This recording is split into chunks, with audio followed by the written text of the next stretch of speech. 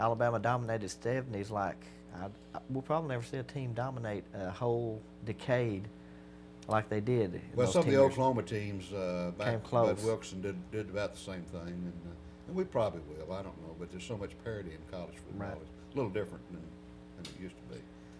But the record, as far as that was concerned, Kirk McNair, who Right. we talked about earlier, was working with me, and we were talking one day about this, that, and the other, and we just gotten a new NCAA book of some kind, and it had the list of the winningest coaches and Stagg, the 314, and Kirk said something about, well, how many wins has Coach Bryant got, so we started looking that up, and I forget what it was at the time, but we figured out how many, that he could do that in X number of seasons, he could possibly break the record. So we didn't say anything about it, we just kind of kept up with it, and as we continued to win, where it got to be where, hey, this really could happen. So I wrote it up, kind of a thing for Coach Bryant, showing him that if you win the next 5 years, you won this many games or this many games. Here's when this season you could break Amos Lonzo Stagg's record. Well, he didn't want us to mention it because he was embarrassed by it. He didn't want people to think it was him. Right. He was about stuff like that, and so.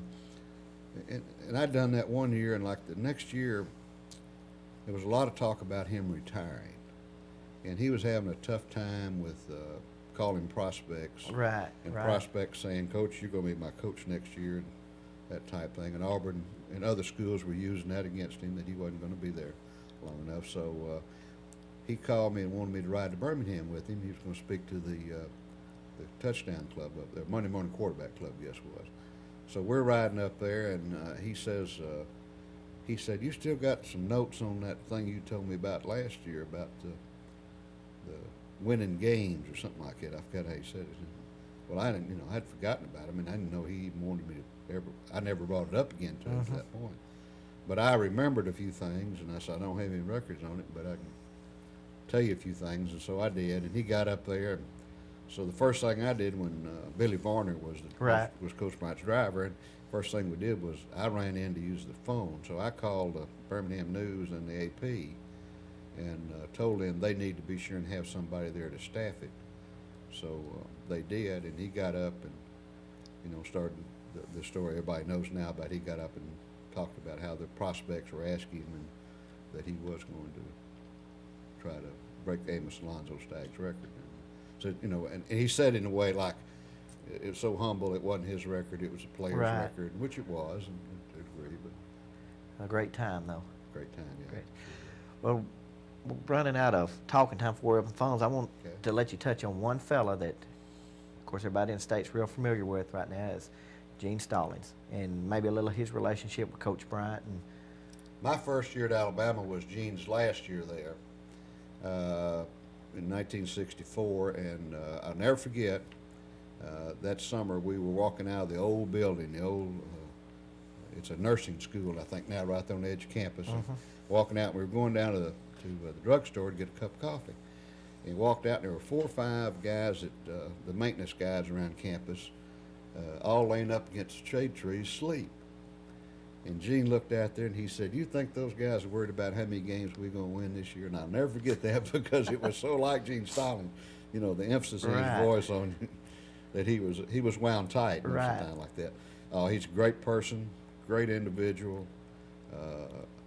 Has done a tremendous job at Alabama. I know was one of Coach Bryant's very favorite all-time assistant coaches and people.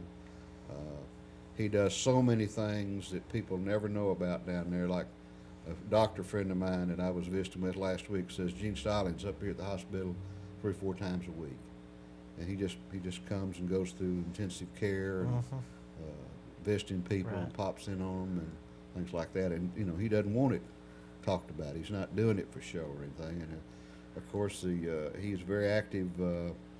His son John Mark has Down syndrome, and he's very active at the group that my wife has been very active with, the Badur Foundation. And so he went up there last year and spoke, and they raised an awful lot of money for it. And so he and his wife Ruthie are there, just great people. I guess it was, and I've heard folks mention this, and I guess it was just meant to be that he wasn't named Alabama coach right after Coach Bryant, that it worked out that this was the ideal time for him to come in, and because, we had talked about the pressure that was kind of there for the fellow that followed Coach Bryant, and I guess it worked out that Coach Stallings had a few years in between before he became Alabama's coach. Well, I think at the time that the reason Ray Perkins was selected for the job, that Coach Bryant knew Ray Perkins was tough enough to handle it. Following Coach Bryant was going to be most difficult for whoever it was. Right. They would never live up to the image, to what people expected. And, every year that since Coach Bryant's died, he gets bigger. Right. As far as, most Alabama people that knew him and followed the program. But Ray was the perfect one to come in, be tough enough to handle it. He made a lot of people mad doing some things. He didn't like the tower. He had the tire moved. He didn't have the tower moved because he wanted to take Coach Bryant's face off the program. He wasn't going to use the tire, so he didn't want it out there. But people took things wrong a lot of times the way Ray meant them. Ray did a good job. He did one thing. He upgraded the facilities where we've got really first-class facilities. Coach Bryant had left $17 million in the reserve fund from athletics because he always said he wanted the next guy coming in to be able to do the whatever he wanted to with the facilities. And Ray did an excellent job with the athletic complex. Yeah. Well, now that wasn't the only acquaintance you had with Ray. You also hired him as a coach at Arkansas State. Yes, I did. Last 92 season, right. And I was athletic director up at State, and I was really very, very surprised that Ray was interested. Ricky Davis, his attorney in Birmingham, had called me and said that Ray and Sylvester Croon would both be interested in the job, and so I called Ray and got him on the phone and asked him, was he really interested and what did he know about Arkansas State? And so we snuck him in up there on a weekend when nobody knew he was gone from Alabama or in Jonesboro, Arkansas, which is not an easy thing to do with Ray Perkins. But he took the job. He did a good job at Arkansas State. We moved up to 1A, the highest level of NCAA football, the year that Ray was a head coach. And I think that he legitimized the fact that Arkansas State was a 1A program because he was the coach there. Right. Well, I know how tough, like I say, I'm from that part of the country, and if I remember right, I believe we got a long-distance phone call. My parents were out there visiting the same weekend that Ray was hired and called back to let us know, and I'm a Ray Perkins fan, so it tickled me. Well, I tell you what, we're going to take a quick, it's almost halftime, so we're going to take a halftime break right here, come back and open up the phone lines to take your questions. There's only one rule tonight. It has to be an Alabama or Coach Paul Bryant question.